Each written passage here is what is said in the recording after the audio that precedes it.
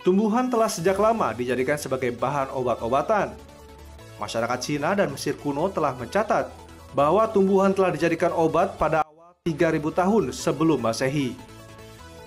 Sementara itu, masyarakat Afrika dan India menggunakan jamu sebagai ritual penyembuhan. Sedangkan di tempat-tempat yang memiliki sistem pengobatan maju seperti Ayurveda dan Cina, jamu digunakan sebagai terapi. Mengkonsumsi jamu sebagai pendamping obat atau sekedar untuk menjaga tubuh agar tetap sehat dan cantik ternyata telah menjadi tradisi. Di Indonesia, hampir seluruh daerah memiliki warisan jamu tradisional yang menjadi andalan dalam menyembuhkan berbagai macam penyakit. Jamu-jamu yang berakar dari budaya asli masyarakat Indonesia sendiri bahkan sudah meluas hingga ke negara-negara maju dan mendapatkan pengakuan dunia. Masyarakat di Indonesia memiliki jamu kegemaran mereka masing-masing. Tingkat keragamannya pun amat tinggi. Lalu apa ya manfaat yang mereka dapatkan dari mengkonsumsi jamu? Ya enak kan, saya pekerja berat gitu, jadi kalau minum penghilang rasa angin seger gitu ya. Manfaatnya untuk menghilangkan pegal-pegal supaya rasanya nggak terlalu penat gitu. Kalau yang kunyit asem buat itu sih nambah nafsu makan, terus juga buat ngelancarin haid kayak gitu. Soalnya pas dulu sebelum minum jamu itu haidnya nggak lancar gitu kan, kadang 2 bulan sekali, tapi semenjak minum jamu gendong jadi haidnya lancar, terus nafsu makannya juga tambah. Waduh, Seru tuh nih. jamu. Katanya Ngomong jamu soal- itu bisa memperlancar haid. Katanya. Tapi Haid, juga demam katanya. iya, demam, terus Sakit sakit kepala, kepala. Oh enggak, kedrop. yang paling sering ini adalah masuk angin.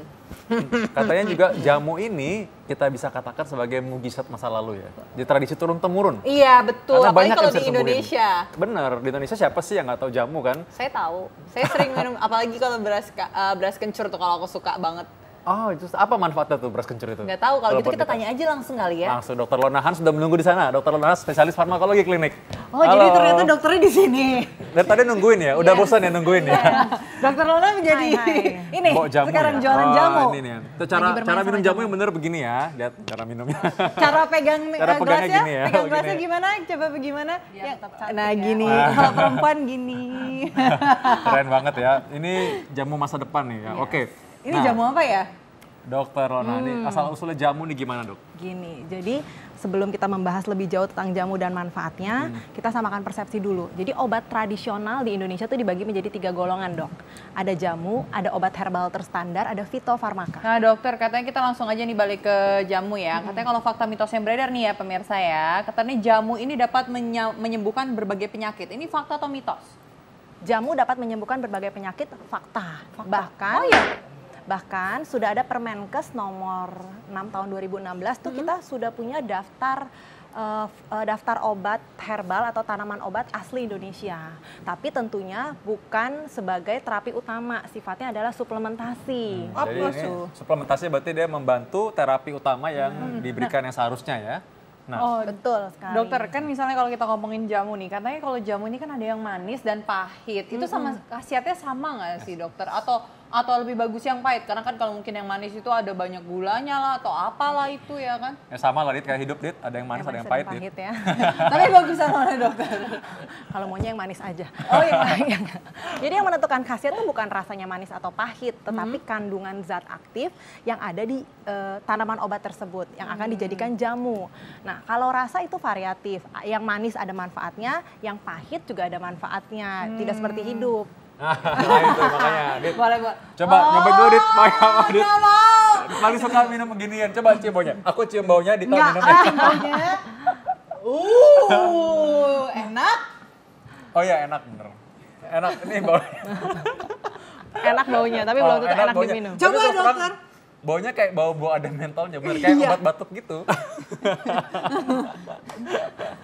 Nah, katanya justru kalau tertelan, ampas jamu ini tertelan, bukan jamunya ya, bisa menimbulkan penyakit malah, mitos atau fakta. Mitos. Oh. Ampas jamu tertelan bisa menimbulkan penyakit. Mitos. Jadi sehat malah. Belum tentu juga. Jadi kita harus tahu setiap kita mengkonsumsi jamu, kita harus tahu kandungan zat aktifnya apa. Lalu harus perhatikan dulu di kemasannya, ada izin edar nggak dari BPOM untuk memastikan keamanannya. Nah, kalau memang sudah ada izin edar, terus kita tahu komposisinya apa, dan kita tidak memiliki riwayat penyakit yang menjadi kontraindikasi buat kita mengkonsumsi jamu, aman sekalipun mengkonsumsi ampasnya. Nah, Jadi belum tentu semua jamu cocok untuk semua orang. yes, Ya, kita harus itu tahu dulu dia. apa kandungannya. Apa Dit. komposisinya. Oh, kalau misalnya buat ibu hamil, dokter. Jamu tidak boleh dikonsumsi oleh ibu hamil, mitos.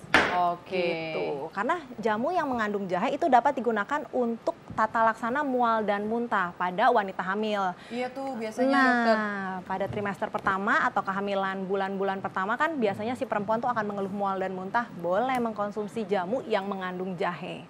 Kalau kalau kandungan apa nih yang Yang dalam nggak boleh. jamu nggak boleh dikonsumsi untuk ibu hamil? Mengkudu, kumis Kenapa? kucing, kunyit itu sudah tidak dianjurkan untuk dikonsumsi oleh ibu hamil. Kenapa kalau mengkudu, dokter? Tentunya kalau dari hasil penelitian tentunya akan memberikan efek yang tidak baik terhadap kehamilannya. Mungkin akan meningkatkan resiko terjadinya keguguran, partu spontan, atau kontraksi yang tidak wajar. Gitu. Oke. Nah, ini ngomong-ngomong soal jamu nih, ini ada ramuan-ramuan yang dipercaya nih dari jamu ini, terutama pria-pria, percaya bahwa ini bisa meningkatkan stamina seksual pria. Itu fakta atau mitos, dokter? Kok senang banget, Dit, kayaknya? Semangat ya langsung. Langsung semangat. Fakta. Jamu apa, dokter? Jamu apa? Ini yang semangat Dokter semangat Vito. lah. Oke. Jadi jamu yang mengandung pasak bumi. Pasak bumi adalah salah satu tanaman obat juga dan ada di Indonesia. Oh, itu tanaman, dokter. Saya kira itu kayak Jurus silat ya? jenis jenis tanaman, bukan tanaman. Iya, ya, oke. Iya, itu saudaranya tanaman ya. Oke, pasak bumi lalu. Itu dapat meningkatkan stamina, termasuk vitalitas seksual.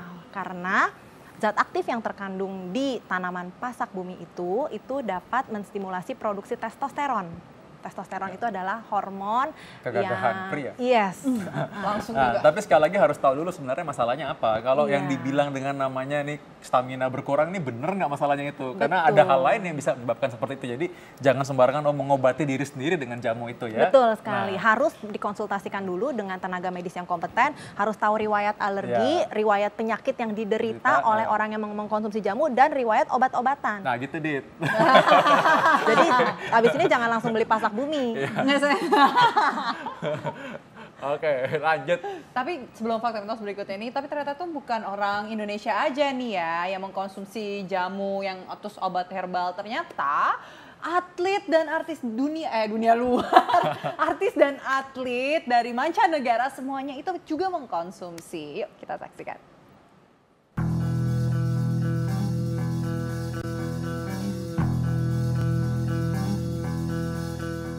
Pemirsa Ayo Hidup Sehat, pengobatan alternatif atau biasa dikenal pengobatan secara herbal memang sudah biasa didengar di negara-negara Asia. Namun di negara barat, ternyata banyak artis yang juga menggunakan pengobatan alternatif. Berikut ulasannya. Ada Tom Cruise. Aktor tampan yang bermain dalam film Mission Impossible Fallout ini tidak mempercayai obat kimia. Tom lebih memilih mengkonsumsi obat-obatan herbal dan rajin berolahraga seperti panjat tebing agar tubuhnya tetap sehat. Lalu ada James Hetfield. Vokalis band Metallica ini pernah mencoba berbagai terapi alternatif di sela-sela promo album Dead Magnetic. James telah merasakan refleksiologi, akupuntur, bahkan minum ramuan herbal dari sayuran. Terakhir ada Presiden Republik Indonesia Joko Widodo yang selalu meminum racikan jamu. Sang juru masak menuturkan bahwa Jokowi meminum air rebusan temulawak, jahe dan kunyit untuk meningkatkan daya tahan tubuh.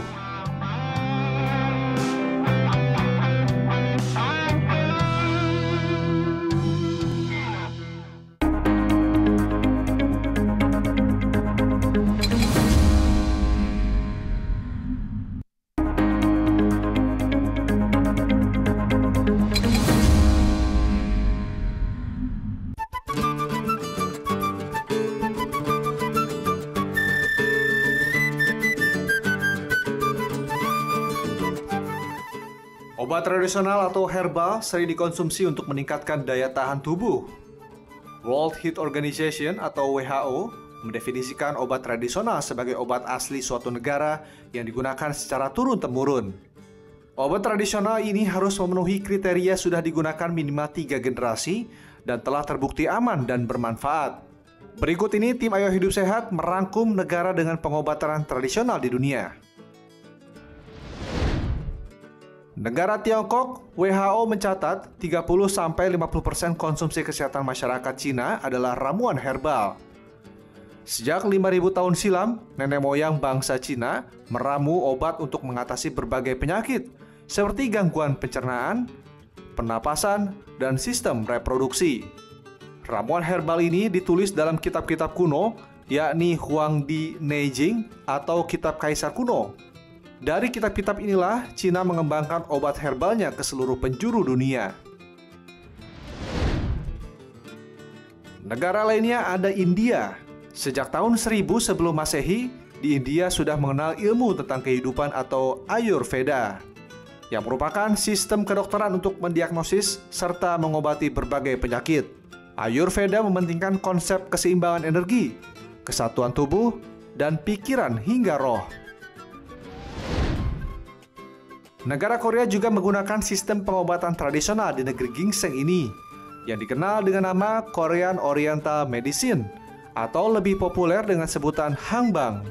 Pengobatan tradisional ini tidak lepas dari pengaruh Cina dan India, tetapi Hangbang mengembangkan teknik khusus yang khas, yakni aturan pengobatan Saamskupuntur, Herbal Akupuntur, dan Korean Hand Akupuntur. Negara terakhir yaitu Indonesia. Siapa yang tidak kenal jamu? Obat tradisional asal Jawa ini memiliki banyak khasiat secara turun-temurun. Jamu yang berasal dari tumbuhan herbal menjadi fenomenal hingga ke pelosok Indonesia. Bayangkan saja, Indonesia menjadi salah satu laboratorium tanaman obat terbesar di dunia. Karena sekitar 80% herbal dunia tumbuh di negeri Pertiwi ini. Ada sekitar 35.000 jenis tumbuhan yang diantaranya sebagai tumbuhan obat.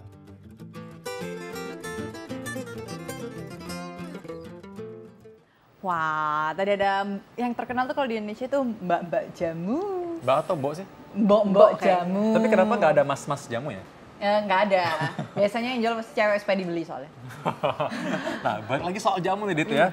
Tadi jamu, entah mbok jamu atau mbak jamu yang jual. Nah ya, jamu ini katanya bisa menghilangkan rasa nyeri. Mitos atau fakta? Fakta. Oh ya, tapi jamu khusus kan dokter Membantu menghilangkan rasa nyeri.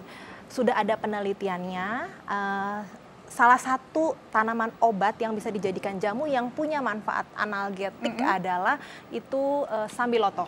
Ah, sambiloto itu apa ya? Sambiloto. ini? Yes, salah Ini satu sambiloto? kandungannya ada sambilotonya. Di sininya ada kandungan sambilotonya. Manis nggak dok? Ah, coba aja makanya. Nah, sambilotonya sendiri rasanya nggak manis tuh, Dit. Nah, jadi kalau ada yang manis berarti dicampur sama yang lain pasti ya? Yes, kalau sambiloto sendiri rasanya nggak manis. Pahit? Yes, pahit gitu. Oh, makanya dikasih karamel Iya, biar biar manis. manis ya. Jadi itu bahkan sudah ada uji kliniknya Dr. Vito yang membuktikan bahwa sambiloto dengan ekstrak sambiloto dengan dosis 6 gram per hari selama 3 hari itu memiliki efek analgetik yang sama dengan paracetamol dengan dosis 375 mg. Oh, Gitu. Apakah ini dengan demikian orang kan suka taunya paracetamol tuh hanya untuk anti demam? Nah, Anti si panas. sambiloto juga punya efek analgetik antipiretik, anti demam, Anti demam juga? dan anti nyeri. Oh, Gitu. Jadi dua-duanya kalau jamu ya? bisa punya efek anti nyeri bisa, tapi isinya apa dulu gitu. Kalau isinya itu sambiloto ya bisa, tapi kalau isinya yang lain misalnya jahe, kencur, ya beda lagi Nah, manfaat dan lain lagi. khasiatnya. Nah dokter, kita lanjut ke fakta mitos selanjutnya nih ya. Katanya dengan konsumsi jamu ini liver kita tuh jadi sehat nih dokter. Itu fakta atau mitos dokter? Mengkonsumsi jamu dapat menyehatkan liver. Fakta. Oh. Jamu dengan kandungan temulawak itu memiliki manfaat hepatoprotektif atau menyehatkan sel-sel hati dan jaringan hati. Makanya kadang-kadang kalau dengan jumlah tertentu dan durasi konsumsi tertentu. Durasinya tidak boleh, durasi konsumsi temulawak tidak boleh lebih daripada 18 minggu. Nanti bukan manfaat yang didapat, tetapi malah efek samping atau efek yang merugikan atau mengganggu kesehatan. Jadi efek samping dari jamu tetap ada. Tetap ada. Bukan berarti ini aman seaman-amannya, tetap syarat dan ada. kondisi ketentuan berlaku. Oke, nah kalau misalnya kalau kita ngomongin efek langsung nih ya, efek samping langsung nih dokter, itu efek samping langsung apa nih yang kalau misalnya kita mengkonsumsi jamu, kalau kita langsung kerasa gitu efek sampingnya? Nah, makanya mengkonsumsi jamu itu tidak boleh dalam keadaan perut kosong atau sebelum makan. Itu bisa mah nanti? Betul. Beberapa tanaman obat yang bisa dijadikan jamu apabila dikonsumsi dalam keadaan perut kosong itu dapat mengganggu organ pencernaan. Salah satunya adalah jahe. Kunyit itu tidak dianjurkan dikonsumsi dalam keadaan perut kosong atau seseorang yang belum makan langsung mengkonsumsi jamu. Yang ada bukannya sehat, Malah sakit ya? sakit, malah timbul mual, kembung sampai muntah. Ini penting nih karena soalnya orang suka mungkin minum jamu atau jahe itu hangat-hangat mungkin di malam hari ketika mungkin sudah turun semua makanannya atau di pagi-pagi hari malah, ya kan? Jadi kadang-kadang orang mungkin berpikir oh ini aman-aman aja, lalu dia mengeluh terus sakit perut, ternyata mungkin juga salah satu penyebabnya ini juga. Dan selain tidak boleh dikonsumsi dalam keadaan perut kosong nih dok, tidak boleh juga dikonsumsi bersamaan dengan obat lain, terutama obat modern gitu. Jadi benar-benar harus berhati-hati minum obat yang judulnya jamu.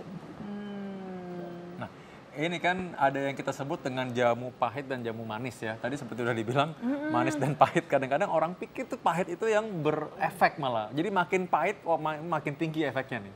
Nah, coba bisa mungkin dijelaskan lagi dokter soal mengenai ini. Iya, pahit dan manisnya. Kehidupan. Mitos.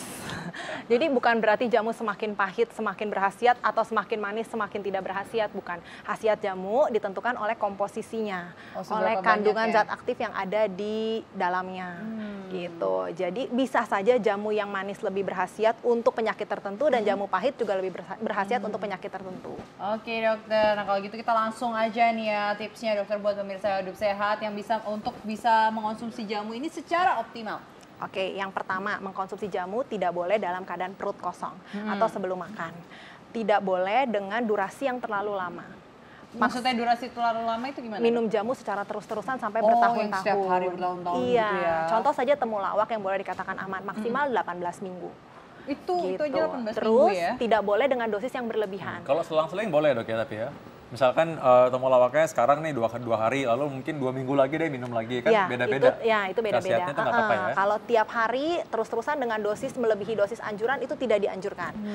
Terus tidak boleh berlebihan. Contoh kunyit aja itu tidak boleh dikonsumsi lebih dari 100 gram per hari.